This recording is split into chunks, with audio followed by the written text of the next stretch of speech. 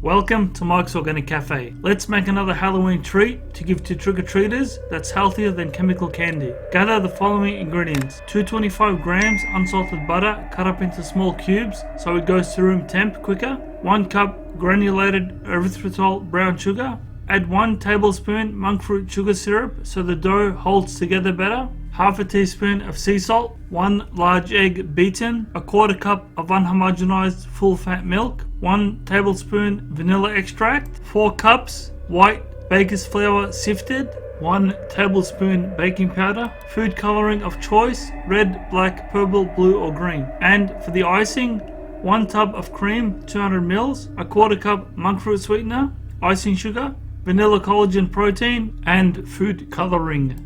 Step 1. I use this attachment with the dough mixer because it's thick steel to mix the butter. I broke the plastic one, so make sure your butter is soft when you press into it to avoid that. Cream together the butter, the sugar and the salt on low speed until combined and creamy.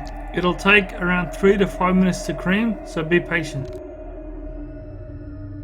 Step 2. Add the beaten egg, the milk and vanilla and sugar syrup, then mix that in. Stop it, then add a squirt of food coloring.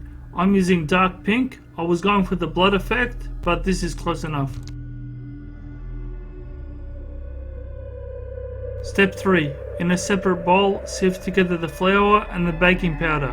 Then add half a cup at a time until combined into a crumbly dough that when you squish it together with your fingers, it feels like bubblegum.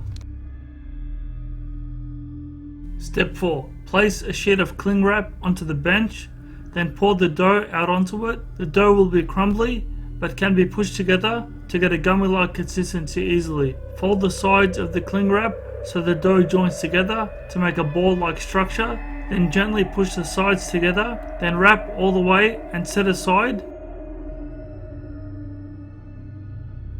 Step 5.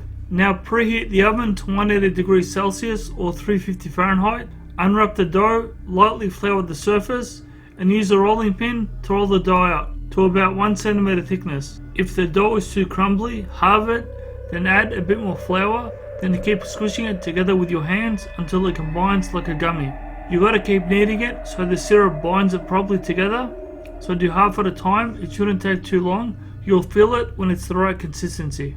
Step 6. I have these cat paws to cut out the cookie shapes. So cut as close as you can to not waste any dough, then place them on a baking sheet on your baking tray. Bake for 15 minutes or until the edges turn golden brown. I did the first batch on 180 for 15 minutes. The edges browned, but I don't think the center's cooked through, so I put the next batch on 160 for 20 minutes so they can cook longer and slower. Repeat with any remaining cookie dough or store it in the fridge wrapped in cling wrap for use another time. I felt the center of a cooled one, and they do harden when exposed to the air while they're cooling, so don't worry if yours are soft in the middle, they will go hard.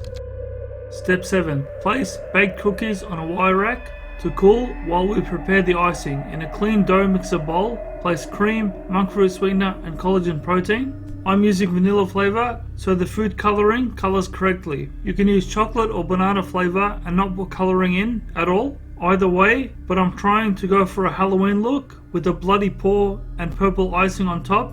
Let's see if it works. And you're done. Hand these healthier cookies to trick-or-treaters, not chemical-filled junk choc bars and sucralose-filled candies.